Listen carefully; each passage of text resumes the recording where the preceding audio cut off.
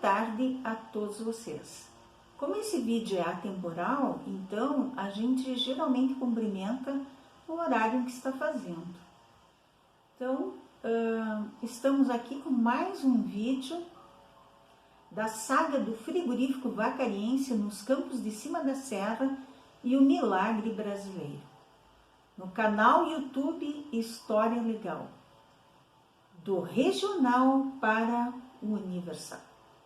Um canal que é comprometido com a verdade. Então hoje nós vamos trazer um vídeo muito especial sobre o item Família, Trabalho e Progresso, que é Família, Trabalho e Progresso, que é assim um tripé que nós observamos no objeto de estudos Frigorífico Vacariense S.A. Havia um tripé em torno do trabalho desempenhado no frigorífico. Era um trabalho desempenhado por famílias, tanto operárias na parte da fábrica, como diretoras no campo da administração do empreendimento, gerentes administrativos, financeiros e produtivos, como também a composição dos acionistas da empresa. Então realmente é um aspecto bem importante e bem interessante que nós observamos no nosso estudo sobre esse frigorífico que foi construído a partir de 1966, teve a sua fundação em 1966 e teve o primeiro abate em 1973, o último abate em 1997. Então, nesse vídeo nós vamos apresentar para vocês uma família que foi muito importante para o desenvolvimento desse trabalho, do trabalho no frigorífico, que foi a família Langoni Noia, que através do Murat Noia, que é o pai dessa família, que é o patriarca, era um especialista em frigorífico e veio embora para a vacaria especialmente para ajudar a montar toda aquela parafernália que é uma estrutura metálica que envolvia esse frigorífico no setor produtivo, que o principal assim seria a esfola aérea, que nós fizemos a fotografia da esfola aérea, vamos apresentá-la novamente, que torna esse trabalho um verdadeiro trabalho de arqueologia industrial. Então esse trabalho ele é muito importante por vários motivos. Ele é um trabalho de história econômica, de história regional, é um trabalho que questiona os modelos econômicos, tanto de intervenção estatal como de desintervenção estatal. E o que nós trazemos aqui para o bojo desse trabalho é a discussão sobre as políticas públicas, que são tão importantes, né, e que são decididas no centro do Brasil, no centro do nosso país, que tem proporções gigantescas, que tem proporções de um verdadeiro continente. O nosso país, o Brasil. Então, eu trago aqui uma reflexão para que os políticos, as pessoas que fazem as políticas públicas tomem consciência e entendam que uma política lançada em Brasília, no coração do Brasil, repercute por todo o território nacional. vai para o norte, vai para o sul, para leste, oeste, repercute por todos os estados brasileiros e Distrito Federal. E isso tudo vai desembocar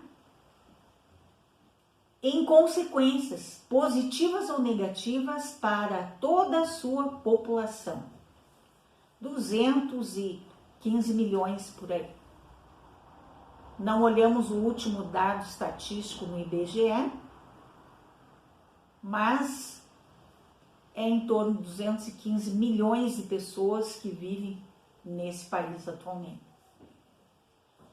Então, nós queremos apresentar para vocês, nesse capítulo, o papel importantíssimo que teve a família Noia na construção desse organismo social enquanto empresa internacional. Já ficou bem claro nos outros vídeos que era uma empresa internacional. Exportou para 23 países em 4 continentes. Então eu vou iniciar esse vídeo que depois vou apresentar para vocês a entrevista que foi feita com Luiz Antônio Langoni Noia, que é o filho do seu Murat Noia. Então será apresentada aqui, aliás, inverti, Antônio Luiz Langoni Noia. Antônio Luiz Langoni Noia é o filho do seu Murat Noia, que já é falecido, então fica in memoriam, né, uma homenagem aqui ao seu Murat Noia, que contribuiu tanto, né, com essa empresa que forneceu muitos empregos por bastante tempo aqui nos campos de cima da serra, empregos diretos e indiretos. E nós então vamos apresentar nesse vídeo o depoimento do senhor Antônio Luiz Langoni Noia. Mas vamos começar, como sempre, aqui apresentando um livro, e eu gostaria de dizer para vocês que eu menciono a bibliografia e os livros que eu menciono aqui, não é por insegurança, eu tenho total conhecimento nesse estudo, porque fui eu que desenvolvi esse estudo durante 3 anos e editamos o livro. Eu mostro a bibliografia, os livros, para incentivá-los a adquirir os livros, ler os livros. Porque cada livro que eu apresentei aqui, vocês vão ver que ele tem um objetivo específico. Eu apresentei livros que mostravam o nacional desenvolvimentismo, Celso Furtado, que é o modelo adotado pela política militar, na ditadura militar aqui no Brasil, que foi embasado, aliás, no keynesianismo, de John Maynard Keynes. Eu apresentei o próprio livro, né, do John Maynard Keynes, né, e seu estudo, né, a sua teoria geral do emprego, do trabalho e da renda, né? Em alguns livros está emprego, trabalho e lucro, né, conforme é a tradução, né? Mas então o objetivo é incentivá-los a ler, é entender que não é a Isabel, simplesmente professora Isabel, aposentada do estado do Rio Grande do Sul e historiadora e poetisa, não é somente ela quem está, que ela teceu, né? A Isabel, que sou eu teci, né? Isso vira um tecido, né? Nas palavras, né? Os autores, os escritores vão entender o que eu quero dizer, né? A gente lê vários livros e tece um novo tecido com uma análise. Então, o que eu fiz aqui foi um verdadeiro trabalho de costureira, né? Digamos que uma alta costura, né? Onde eu costurei as falas de diversos autores e coloquei a minha análise pessoal. Claro que sempre vai haver o nosso olhar. Eu estou mostrando o meu olhar sobre a economia brasileira, né, economia e política brasileira, ora na ditadura militar, ora sob o prisma da globalização, que é onde nós chegamos no último vídeo, né? Nos 2 últimos vídeos. Terá mais um vídeo sobre a falência, encerrando daí essa série. Esse aqui é o penúltimo vídeo dessa série.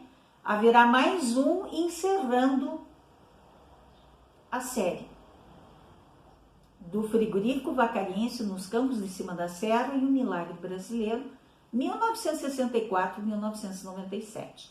Então, esse capítulo aqui, eu quero abrir esse capítulo do Família, Trabalho e Progresso. E isso que esse tripé que eu cito aqui no meu livro, eu gostaria que as pessoas não levassem para fanatismo, meu Deus, não levem isso para partidos e que se torne um fanatismo. Eu sou contra, totalmente contra fanatismo, já disse para vocês. Eu não gosto de nada radical. Eu gosto de equilíbrio. E equilíbrio não imprime fanatismo. Eu não sou fanática em nada. Não quero ser. E me policio bastante para não ser, para não vir a ser fanática em nada. Não quero. Não gosto de idolatria. Não gosto de fanatismo. Tá? E o que eu quero é refletir com vocês, então. Então, eu vou iniciar dando aqui um cafezinho, né?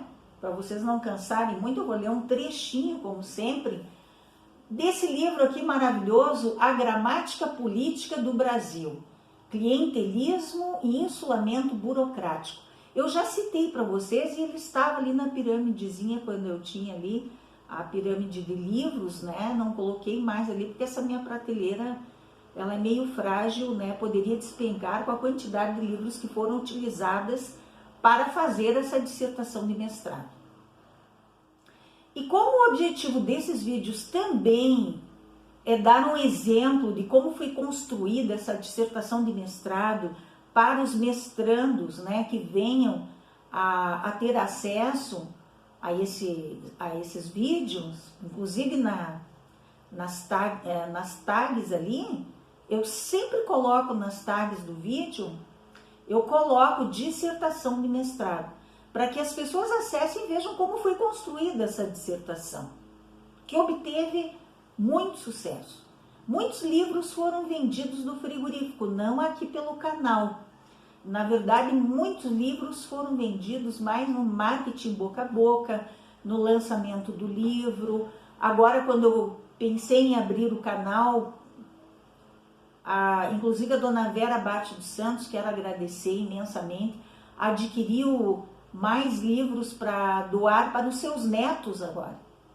Então, a família do senhor Armito adquiriu vários volumes. Primeiramente, eles enviaram para todas as pessoas, na época que eu editei, 2010, eles enviaram para todos os empresários de frigoríficos que eles conheciam, no Paraná, no Rio Grande do Sul, em vários lugares, eles enviaram esse livro do frigorífico vacariense nos Campos de Cima da Serra. E foram vendidos muitos outros assim no marketing boca a boca, né? E agora sim eu até tenho a intenção de vender mais alguns, né? Conforme as pessoas vão assistindo o canal, pode ser que instigue a curiosidade, porque nesses vídeos não apareceu todo o livro. Tem dados aqui, tem dados aqui que não apareceram, porque senão fica muito longo os vídeos, a saga ficaria também muito longa, né? Então, eu não quero me alongar muito, porque uma série com muitos capítulos, as pessoas acabam perdendo interesse, né? Então, esse é o penúltimo e o próximo será o último. O próximo vídeo será o último, o derradeiro, que ainda vai falar sobre algumas nuances referentes à falência do frigorífico, tá? Então, desse livro, A Gramática Política do Brasil, Clientelismo e Isolamento Burocrático, eu quero citar a seguinte frase: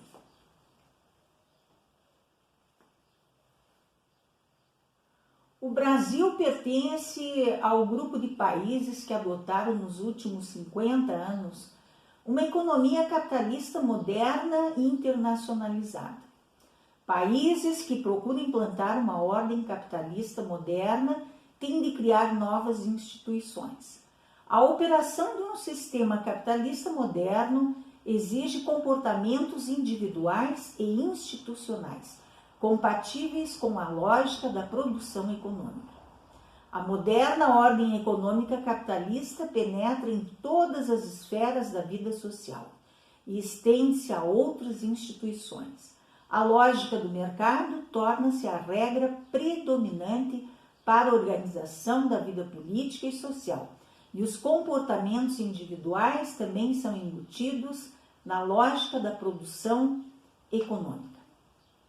Então, para encerrar, a economia capitalista dos dias de hoje é um imenso cosmo dentro do qual o indivíduo nasce e que se apresenta a ele, ao menos enquanto indivíduo, como uma inalterável ordem de coisas, dentro da qual ele deve viver.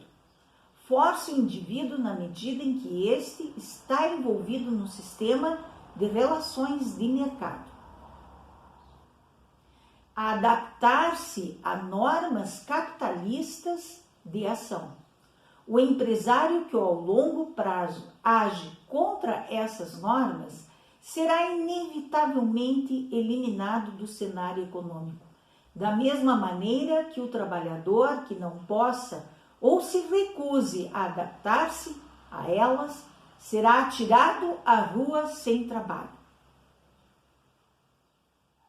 É evidente que a ideia de que a realidade social é organizada em torno de um complexo entrelaçamento de forças mais modernas e menos modernas de comportamento já foi amplamente debatido. Então, é isso que fica, né, da mudança de modelo econômico para a globalização, né? O Edson Nunes, nas suas palavras aí. Esse livro aqui é da Jorge Zahar Editor, segunda edição. Ele deixa essas palavras, que ou o empresário se adapta à nova situação, ou ele é eliminado, como muitas empresas foram eliminadas, inclusive o frigorífico Vacariense. E não foi o único frigorífico, foram todos do estado do Rio Grande do Sul, que tinham um capital familiar ou nacional, mesmo com acionistas que não eram da mesma família, mas eram um capital nacional, foram todos eliminados. Ficaram apenas os grandes frigoríficos internacionais, como, por exemplo, a Swift, do Brasil S.A. Então, o que nós queremos deixar aqui é que houve uma mudança drástica de modelo. E por isso o frigorífico não conseguiu se adequar, não teve o tempo adequado a se adequar ao mercado, né? E foi tudo muito radical, muito rápido, não tinha um esteio para que essas empresas, não só o frigorífico Vacariense, mas os outros também, não houve um esteio para que eles pudessem, né, digamos, surfar no mercado, como eu costumo dizer, né? Quando as coisas têm grandes desafios, eu sempre alio ao surf, né? Ao surf, que é um esporte radical, que eu acho maravilhoso, né? Não tive coragem de experimentar, morei na praia, morei em Itapema, e amo aquela cidade, amo aquela praia, e eu não tive a coragem, assim, de pegar uma prancha. Até usei pranchinhas assim normais, mas uma prancha de surfista e surfar as ondas, eu não tive toda essa coragem, né? mas aprecio muito e gosto muito de assistir os campeonatos de surf. E eu gosto muito de usar essa metáfora. Então, metáfora é uma figura, você imagina uma situação e você alia aquilo que você está falando. Então, eu estou falando aqui de uma mudança radical de mercado fechado, de mercado interno, de paternalismo do governo para, de repente, uma abertura total. Globalização. Abertura total, se tira as barreiras alfandegárias, há uma avalanche de produtos no mercado. Vamos simular uma onda, uma avalanche de produtos no mercado. E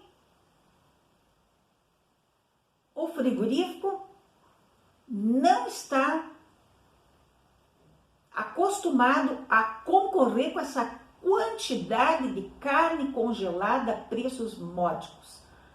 O seu preço ainda não é tão barato. Ele depende também do preço do produtor. Depende do preço da matéria-prima. Depende do preço da mão de obra. Depende de toda uma parafernália que ele tem que manter, que hoje virou um verdadeiro material de arqueologia industrial, que depois vocês vão ver, né? A gente vai trazer novamente ali as fotos, as imagens, quem sabe até um pedacinho da filmagem, enquanto o Antônio Luiz Langoni Noia traz, enquanto ele dá o seu depoimento, a ideia é fazer uns flashes com essas imagens para vocês entenderem a dimensão das palavras que ele está dizendo, né? E também do que era essa organização, que era um empreendimento, né? Que é um organismo social, econômico na forma de empresa privada. Muito bem. Então, nós vamos deixar vocês agora com a entrevista do Langoni Noia, com alguns flashes, né, algumas falas, e para vocês terem a dimensão do que foi esse tripé que eu trago para vocês, né? Família, trabalho e progresso. Era a mentalidade da época, se resume nisso. A mentalidade da época se resume nisso. Infelizmente, tudo isso, né, veio uma onda muito forte e levou. E o frigorífico não conseguiu surfar por essas ondas. E acabou sendo derrotado. Muito bem. Nosso vídeo fica por aqui. Nosso agradecimento a todos que se inscrevem, que seguem o nosso canal. Nosso agradecimento ao joinha para quem deixa, e peço para quem não deixou até agora, deixe seu joinha, se inscreva no nosso canal, ative o sininho para as notificações e não perca a nova série que será lançada em breve, a religiosidade nos campos de cima da serra, a Catedral de Pedra Moura. Não esqueçam de ir até o final desse vídeo, canal YouTube História Legal. Do regional para o universal. Um canal.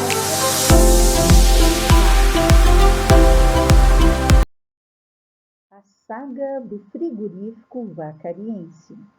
Família, trabalho e progresso. O período a que se refere é caracterizado pelo tripé Família, Trabalho e Progresso, 1964-1997.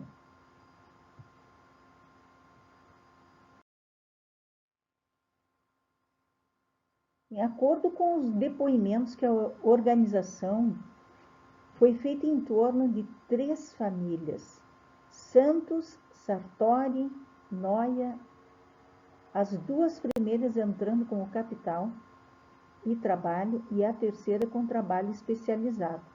Torna-se evidente a característica de uma organização familiar, aliando-se a isso o fato já comprovado de serem empregadas famílias para trabalhar, como a da dona Dorvalina, cujos filhos também atuaram na empresa, confirmando a afirmação de Armito Pereira dos Santos, quando diz que procurava empregar famílias para que no conjunto formassem uma renda familiar. Se o intuito era mesmo esse, não podemos confirmar, mas não podemos negar que é revelado nos depoimentos.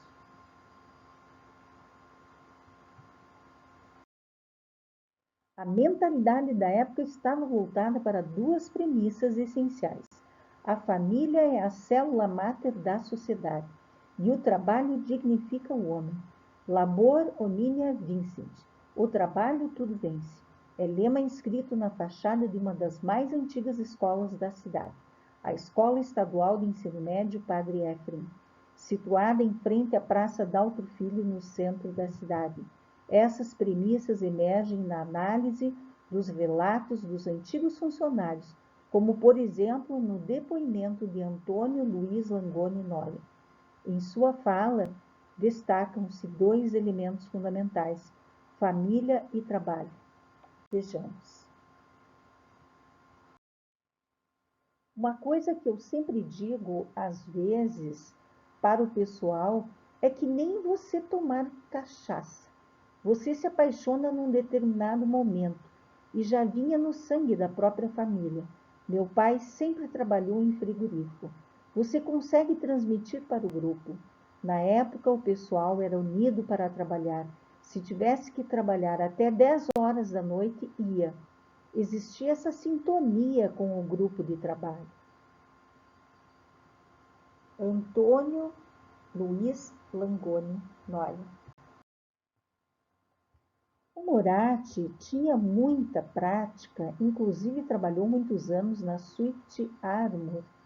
O amor da gente pelo frigorífico foi como se fosse um filho. Os filhos todos trabalharam. O filho que eu perdi, que era veterinário, trabalhou lá. O sonho do meu marido era o frigorífico. Quando fechou, ele não aceitou. Foi uma judiaria. Eles fizeram a escola aérea e a gente, a família, acompanhou. Ele levantava às 3 horas da manhã para ir para o Friva. A gente ficava naquela ansiedade. Ele chegava, era quantos matou? Nos domingos ele convidava os filhos para passear lá. Para nós foi uma vida ali dentro. Os filhos mesmo, qualquer um deles, tem orgulho de ter trabalhado no Friva. In memoriam, entrevista com Zilka Maria Langoni Noia.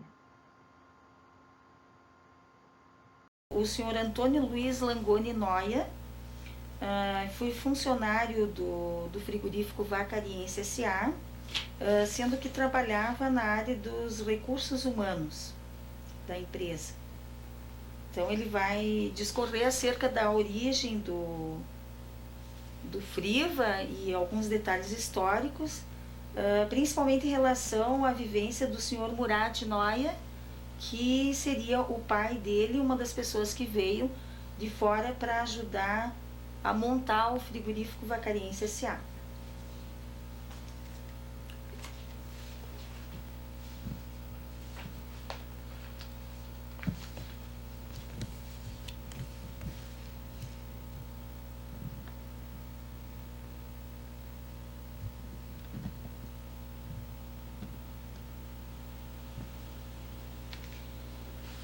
Senhor Luiz Antônio Noia, a primeira pergunta que nós temos, assim, as primeiras são bem assim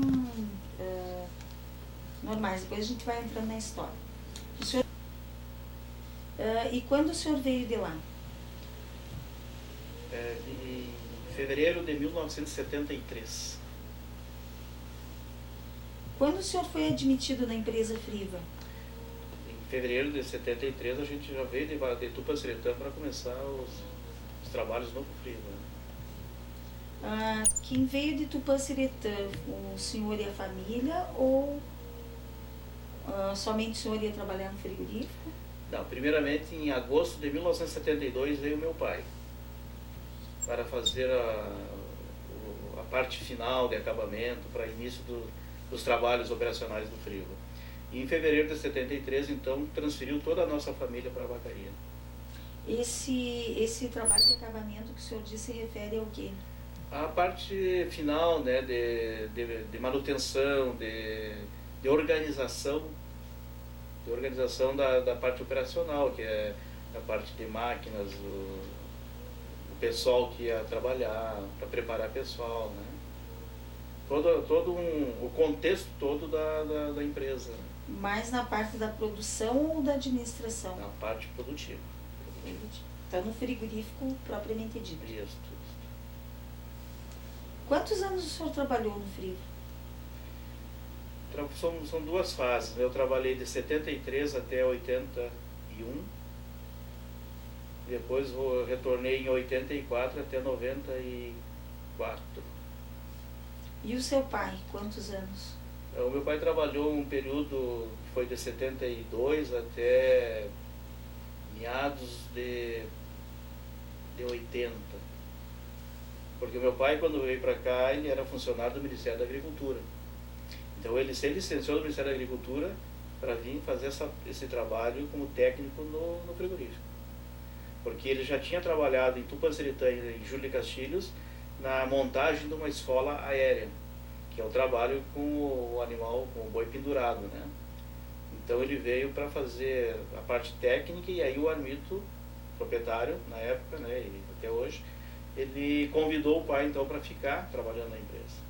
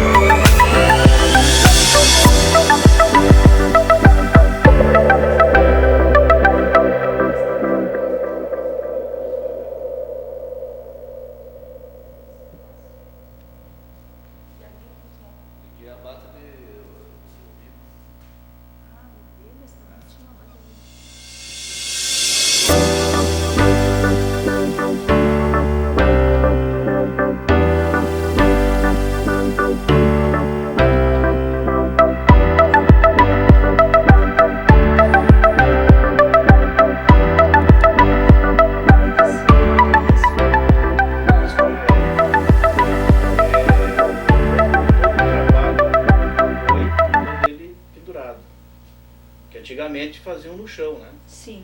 E aí a partir dessa, uma certa época, começou então a se fazer esse trabalho em escola aérea, onde o meu pai foi um dos que ajudou a montar em Tupanciretã e Juiz de Castilhos, mesmo sendo funcionário do Ministério da Agricultura. Qual era o cargo dele no Ministério da Agricultura? Ele era o técnico agropecuário, né? E ele conhecia toda essa estrutura que ele ajudou a montar de frigoríficos através do quê? Através dos frigoríficos do qual ele trabalhava. Ele trabalhou em Tupanciretã era frigorífico também, foi um dos maiores frigoríficos da América do Sul, em Tupanciretã, depois na cooperativa Castilhense. Tupanciretã era o frigorífico serrano, e em Júlio Castilho, a cooperativa Castilhense. Mas antes disso ele já tinha trabalhado em outros abatedouros, né, como Guaporé, em outros locais. E nesses locais que ele trabalhou, foi pelo governo, através do concurso, ou foi anterior a esse emprego? Não, quando ele entrou no Ministério da Agricultura através de concurso, daí ele ia sendo deslocado para algumas cidades, unidades, né? E o maior tempo depois ele ficou em Tupanciretã, Júlio Castilhos e Vacaria. Onde Vacaria, daí ele se aposentou do Ministério da Agricultura aqui em Vacaria. Ele trabalhou uma parte no frigorífico, aí ele retornou para o Ministério da Agricultura, continuou trabalhando como agente agropecuário aqui no Friva mesmo, funcionário do Ministério, e depois se aposentou. Então ele tinha uma formação dentro da agropecuária? Ou ele era um prático? Ele era um prático, dominava bem a área, mas não tinha curso, ele não era formado. Né? Na época acho que nem tinha muito, né? Era poucos, mas o que valia muito era a prática, era o conhecimento. Que ele foi adquirindo, então. Bom, o senhor fazia o que na empresa? Qual era seu cargo? Quando eu vim para cá em 73, no Friva ninguém sabia trabalhar na época, né? Então eu comecei a trabalhar na parte operacional, junto com meu pai, lá dentro no abate. Operacional, no abate. Os recursos humanos, depois do pessoal foi mais tarde, na parte administrativa. Então a gente trabalhava. Que idade o senhor tinha quando começou no operacional? Vamos voltar. Eu devia ter uns 19 anos por aí. Estava começando a carreira, então. Sim, eu já tinha trabalhado na cooperativa Castilhense, né? Então a gente já conhecia o trabalho em si. E quando a gente veio para cá, então, nós começamos a desenvolver junto, auxiliando o meu pai na parte de abate. E vocês tiveram que treinar aquele pessoal que foi trabalhar no abate? Sim, na época foi contratado um pessoal de Vacaria, um pessoal de Lagoa Vermelha, onde tinha um frigorífico de cavalo, que abatia um cavalo. Até na época tinha um senhor aqui que cuidava também nessa parte administrativa, técnica, o Mr. Jorge. Ficou 2 ou 3 meses só conosco aqui, depois foi embora. Era outra pessoa que conhecia também a parte de abate, né? Então nós tínhamos que ensinar o pessoal a pegar uma faca, como afiar uma faca, como chairar uma faca, como abrir o couro, como tirar. Tudo foi ensinado esse pessoal, né? Então vocês treinaram eles dentro do frigorífico? Dentro daquela necessidade de rapidez ali, quer dizer, não houve um treinamento técnico específico. Dentro dos conhecimentos a gente foi treinando para poder dar início à operacionalização da empresa. O senhor Armito comentou que alguns funcionários que trabalharam na própria construção do Friva vieram a trabalhar no abate. O senhor confirma isso? Exatamente. Ele me disse assim que eles trabalharam na construção e depois foram treinados dentro do próprio frigorífico para continuar. Tinha pessoas que eram pedreiros que ficaram trabalhando em alguns setores da empresa, porque se você for fazer um levantamento, ela era departamentalizada. Você tinha uma sala de abate, uma sala de desossos, tinha câmara fria, tinha uma sala de miúdos, de preparo, então era toda ela departamentalizada. E algumas dessas pessoas que vieram para cá e trabalhavam na construção foram transferidas da construtora para o frigorífico e aí ficaram trabalhando.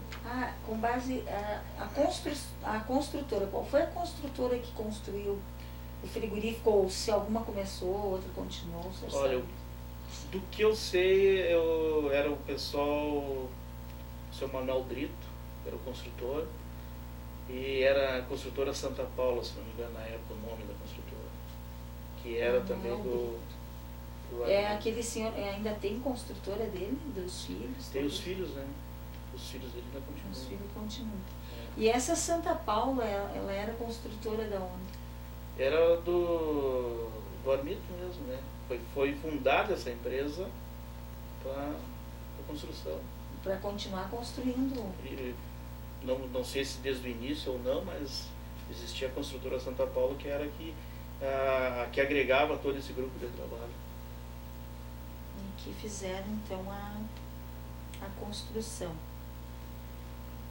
Bom, quando o senhor entrou, em que fase o Friva estava? Na construção, no abate, na exportação? Quando a gente começou a trabalhar ali, foi no início dos abates. O primeiro abate do frigorífico foi dia 23 de fevereiro de 1973. Quanto de fevereiro? 23. 23 de fevereiro. Foi abatido 4 cabeças para teste. De 1973. 73. 4 cabeças. 4 cabeças para fazer um teste. E depois o couro dessas reses viraram tapete lá na empresa. Usavam depois o couro como tapete. Eram 4 reses do próprio Armito, se não me engano. Então foi feito um teste. Ficou marcada essa data. Então, né? Ficou marcada essa data porque fazia exatamente 20 anos que tinha iniciado um abate também na cooperativa na Rural Serrana de Tupanciretã, onde meu pai tinha trabalhado. Então isso ficou gravado, né? Ficou gravado, né? Como era o local onde instalou-se o Friva, na época que o senhor chegou ali? Tinha estradas asfaltadas? Sim, quando a gente chegou aqui já tinha BR, né? BR-106, E né? quando a gente veio para cá já tinha a estrutura do Friva toda, né? E tinha ruas calçadas em volta, ou aquilo que tem ali hoje? Não, foi durante uma parte sim, né? Uma parte já tinha calçado, mas depois durante o tempo foi se construíram residências da própria Armito, depois a residência do outro diretor que tem lá também, restaurante, isso foi no andar do tempo, né? Haviam escolas próximas? Não, na época não. Posterior sim. Depois do Friva ali, tinha uma escola passando o Friva a uns 500 metros, né? E essa escola, ela tem alguma existe. influência do frigorífico ou não? Não, ou ela não, surgiu não. assim deliberadamente? Surgiu porque existiam alguns moradores ali em volta, né? Mas não moradores do frigorífico. Isso é importante saber, né? Não moradores do frigorífico, porque tá. todo o pessoal era transportado de ônibus, né? Da cidade até o Então todos moravam na cidade. na cidade. Água potável existia? Através de tratamento, coleta do rio que passa ao lado, né? Então tem lá tinha os tratamentos e aí ia para o reservatório. E energia elétrica? Já tinha energia, Já tinha energia. O distrito industrial já existia? Ainda não. O senhor acha que o Friva ele pode ter influenciado na localização do distrito industrial? Com certeza. Com certeza, porque depois da cidade até o Friva, em seguida começou a construções de empresas, de prédios ali, né? Com certeza o Friva foi um elo que puxou o distrito industrial para aquele lado. E o senhor lembra que prefeito que construiu o distrito industrial? Que é? Foi em 74, se não me engano, foi o Palombini. O Marcos Palombini. O senhor morava perto do local de trabalho? Não. Nós morávamos no centro da cidade. E como se deslocava? Tinha a condução da empresa que vinha buscar os funcionários, né? Como eram as condições em que trabalhavam? Como que era assim do ambiente, do local, enfim.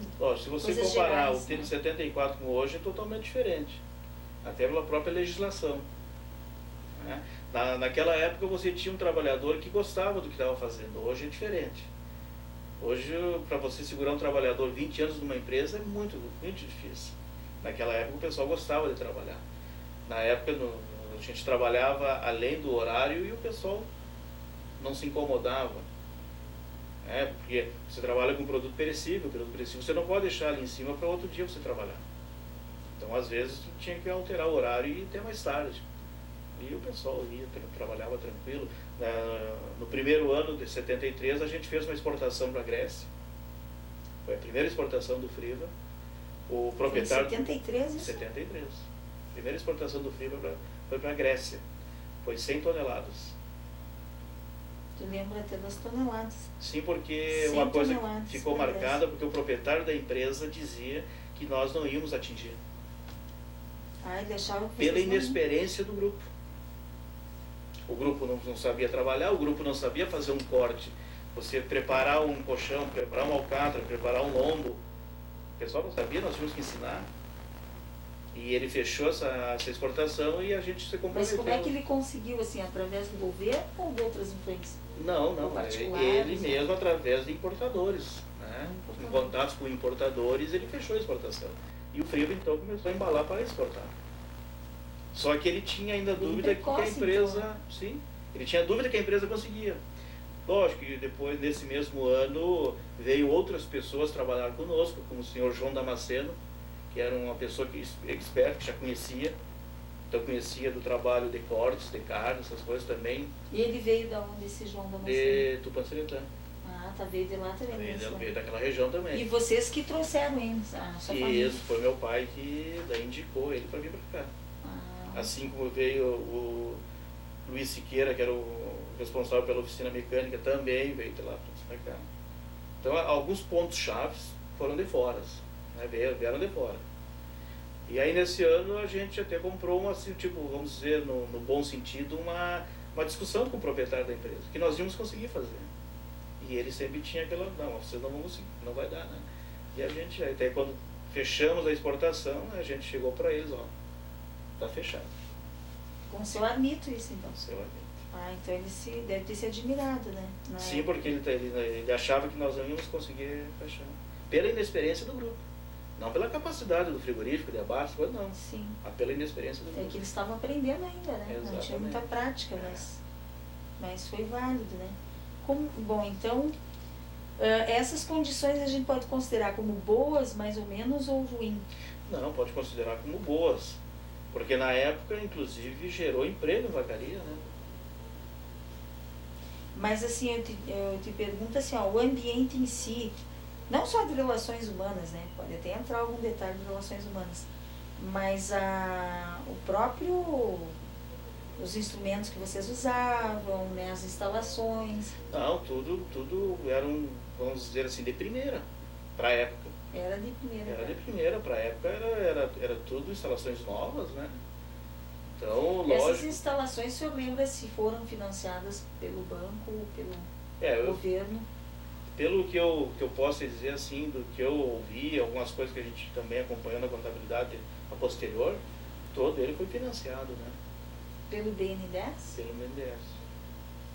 A gente tem uma documentação ali que a gente verifica que é pelo BNDES. Todo o início do frigorífico foi financiado pelo BNDES. Lógico que houve apoio do pessoal aqui de Vacaria, que se prontificaram em assinar de aval e coisa, né? Vocês tiveram esse apoio, então? Teve pessoas daqui que ajudaram assim, a abrir essa empresa? Uma pessoa que ajudou muito foi o falecido Firmino Branco, né? Uma pessoa que acreditou muito no frigorífico ali. O que ele fez assim para ajudar? Ele era pecuarista, né? E ele, se não me engano, ele assinou até de aval no início. Ele foi um avalista do frigorífico. Mas esse frigorífico, tu tem conhecimento se tinha alguma cooperativa antes? Se ele é originário de uma cooperativa ou não? Ou ele surgiu como empresa do início? Não, pelo que eu saiba, ele surgiu como empresa. Tem algumas Pela pessoas vontade. que falam que seria uma cooperativa de pecuaristas. Mas até o momento não encontrei nenhum documento que Não, comprovasse isso. fatos relatados antigamente de que queriam fazer uma cooperativa, né? Mas não conseguiram unir o pessoal para fazer essa cooperativa, e o Armito foi que daí resolveu construir o frigorífico. Porque o Armito é oriundo de Caxias do Sul. Sim, a Ele veio pra maioria dos Vacaria. acionistas são ou Caxias, Porto Alegre e São Não Leopoldo. eram daqui. Né? Então aí na época foi com o Armito, pelo que a gente sabe, isso, que o Armito daí então resolveu bancar e construiu o frigorífico. Mas o senhor tem assim, noção por que esse grupo de empresários de fora, que inclui inclusive um médico de São Leopoldo, por que eles resolveram vir aqui abrir será que alguém daqui conhecia eles, convidou-os para vir a... Eu acho que não pela localização, mas pelas vantagens que de repente o município estaria oferecendo. né? Porque o início, a pedra fundamental lá em 1968, se não me engano, aí a gente não, eu não posso dizer porque a gente Eu tenho a só ata de escutou. 1976. 66, 66 a ata, né? Daí eles começam a construir, a conversar. Então eu acho que foi em 68 que é a pedra fundamental de lançamento do frigorífico, se não me engano. Eu sei que tem alguns fatos assim que foi feito uma reunião lá no Parque Nicanor Cramos da Luz, fizeram um churrasco para lançamento de venda de ações, aí não deu certo também, o pessoal até criticou, diziam que não ia vingar, que não ia para frente. Então tem alguns fatos assim que a gente escutou muito, né? Umas coisas pitorescas. Bah, que pena, né? Eles poderiam ter. E tanto é que deu certo, durou 30 anos, né? Exato. Então eu acho que o pessoal é meio derrotista, né? Ganhava bem seu emprego para a época. Assim, o que o senhor considerava? As pessoas, e o senhor também, era um salário razoável para a época? O que as pessoas comentavam na época, achavam que ganhavam? Não, era. Normal. Para a vacaria o Friva era o que melhor pagava na época, era uma empresa de ponta na época. Né?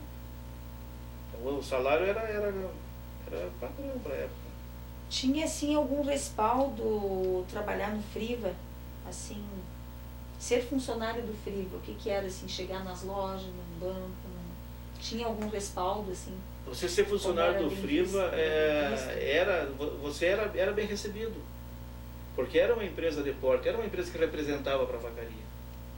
Então, se você, na época, durante uns 4 ou 5 anos, quase todos os vacarianos passaram pelo Friva. A grande maioria passou pelo Friva. E depois veio os filhos, quer dizer, sabe? Então, naquela época, assim, o Friva era a empresa que mais representava. Então, você trabalhar no Friva era como antigamente você trabalhar no Banco do Brasil. Você tinha um respaldo, então, social, né? Assim. Isso, porque antigamente você funcionário do Banco do Brasil e professora, você era... Hoje é outra história. Hoje é outra história. Hoje é outra história. Professora, né? Mas na época, assim, o Friva era como teve... Era tipo um ícone, né? Hoje, que a gente diz uma linguagem de hoje. Exato, né? como teve uma época a Invences, termo que era Politubos, que você trabalhava na Politubos na época, era a empresa que melhor pagava em vacaria, só que era do polo metal mecânico, era diferente. Mas trabalhar na Politubos na época em vacaria era um show, né? O Friva teve a sua época. O Friva também. O senhor conhecia os sócios fundadores do Friva? Eu conheci o Armito, né? A família do Armito, no caso. Por que o senhor acha que o frigorífico vacariense foi instalado nesta região? Eu acho que pelas vantagens que o município cedeu e pela proximidade com Caxias, onde o Armito estava, e porque na época o rebanho de vacaria era bom, né? Existia um rebanho muito grande aqui, na região tinha toda. uma quantidade de matéria-prima, né? Tinha, porque na época a agricultura era fraca nessa nossa região, né? Em 73 era a pecuária que mandava. Nós tivemos alguns abates assim de pecuaristas aqui que traziam um boi para bater lá no Friva com 8, 10 anos de campo. E se vangloriavam. Hoje não, hoje um boi de 8 anos é prejuízo. Né? Mas na época não, na época o pessoal se vangloriava dizendo, pô, eu estou te entregando 200 cabeças aqui e tem 8 anos de pasto. Então a pecuária de vacaria era muito forte na época. E eu acho que a proximidade de Caxias daí facilitou, né? Para ele instalar o frigorífico aqui. Mas tem assim, a produção não era feita, era processada daqui, mas vinha de fora também, né? Não, vinha o gado da fronteira, porque a nossa pecuária hoje sempre foi na fronteira, o forte. E vinha o gado da fronteira, como vinha gado do Paraná, vinha gado do Mato Grosso. Ah, vinha também Não, vinha de outras fora, de outras regiões. E da fronteira, era da fronteira sul, né, do estado. Isso, né? Pegava toda aquela Santa Livramento, Alegrete, Bagé, São Gabriel. Tem mais ou menos noção da porcentagem que vinha de fora de gado? É difícil te dizer hoje, já passou tanto tempo que a gente não grava os números, mas era, uma certa época, foi muito grande. Tem alguns documentos ali que dizem que 40% era de vacaria. No e início. o restante vinha de fora. Agora não Eu acho que não no início, porque bem no início mesmo, a maior parte era daqui, né? Era daqui. Porque depois, numa época, chegou a vir gado, vinha de trem, de caminhão, né? Teve uma época que vinha muito gado de trem. E esse transporte do trem aí, ele era um bom transporte para esse tipo de mercadoria? Como é que funcionava? Muito deficitário, né? Porque era muito demorado a viagem. Então o gado chegava estressado, às vezes chegava algumas cabeças mortas. Ele ficava muito tempo sem tomar água durante a viagem, né? Porque vinha de Santa Maria, vinha de da fronteira Santa Maria, vinha para cá. Ele era muito longo esse trajeto. E sabe dizer mais ou menos o período que vinha de trem, porque depois mudou para caminhão, né? Do início era caminhão e de trem foi um período, olha, eu não me lembro agora. Chegou a vir ovelhas também, vindo de trem também, para Abate ali. Abatiam ovelhas também, então. Também, Ah. ovinos também, né? E essas ovelhas eram da região ou Da não? fronteira. Da fronteira. Da fronteira. E Agora, esse gado e essas ovelhas, esses animais que vinham da fronteira, através assim de que contato vocês importavam, digamos assim, da fronteira? Tinha as pessoas, os compradores que são chamados, né? As pessoas de contato nas regiões. Então, lá em São Gabriel tinha o seu João da Silva, que era o contato da empresa. Então ele contactava, o gado era dentro do padrão, o preço acertado, ajustado, então ele comprava e mandava para cá, né? E esses compradores, quem é que indicou, digamos, para o frigorífico? Vocês já conheciam? De repente seu pai, que já era desse ramo, ele já conhecia? Não. Ou era Nessa contato parte, às do vezes, seu Armito? era contato direto com o Armito ou com o Martini, que era um dos diretores na época, né? E aí surgia assim, às vezes um fazendeiro indicava, tem um fulano aqui que compra gado, então pode ficar de comprador de vocês. Então, e esse seu Martini, ele era diretor antes, né? Isso. Ele veio da onde que ele é natural? Ele era da fronteira lá? Não, o Martini, ele era, acho que aqui de Vacaria mesmo, ele era oriundo da antiga Fenemê, que tinha aqui em Vacaria, daí da Fenemê ele foi trabalhar no Friva, né? Então era uma pessoa daqui que ele... Trabalhava numa outra empresa aqui de Vacaria. Você acha que o Friva ele modificou o local onde instalou-se? A região, o ambiente ali, ou a própria cidade, acho que ele modificou. Eu acho que ele ajudou a crescer o município, né? Agora, o meio ambiente onde está instalado, não houve mudanças, não houve assim estragos ao meio ambiente, porque ele sempre foi tratado dentro da legislação, né? Tanto é que ele tem tanques de decantação, a água era captada e feito o tratamento, ela não prejudicava o curso do rio que passa ali do lado. O próprio reflorestamento que a gente fez lá depois, isso já foi bem mais... foi feito anos reflorestamento 80. Também. O reflorestamento que tem hoje, onde eram os antigos campos que aguardavam o gado que vinha de trem, hoje está plantado eucalipto, né? E dentro do Friva, tinha moradias de algum funcionário ou somente da direção? Tinha a casa de uma senhora, uma pessoa que trabalhava de doméstica para o proprietário, né, para o Armito.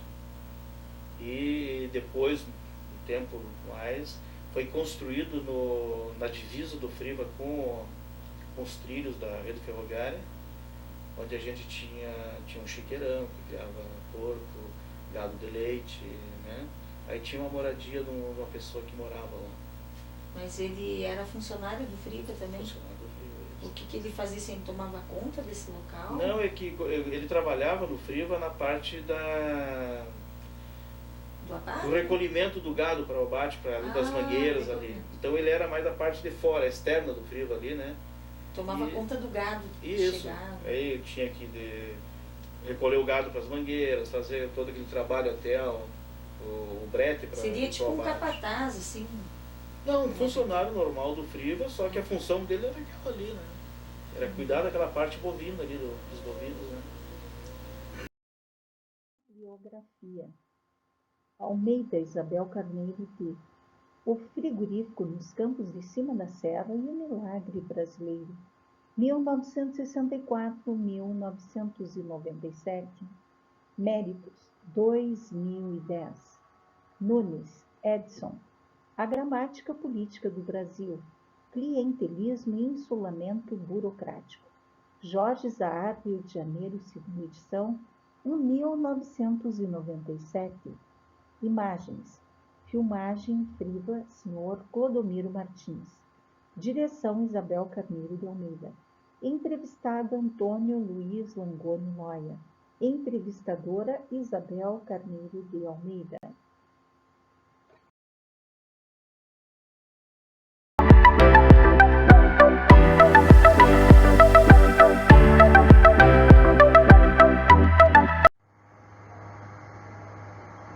Então, meu muito obrigada a todos vocês. Aqui estão meus contatos para aquisição do livro físico. WhatsApp 51 996 89 90 85. E-mail historialegal2022@gmail.com. Curtam e inscrevam-se no canal. Ativem o sininho para as notificações. E não percam o próximo capítulo da saga do frigorífico vacariense. Meu muito obrigada a todos vocês. Canal YouTube História Legal, o canal comprometido com a verdade, do regional para o universal.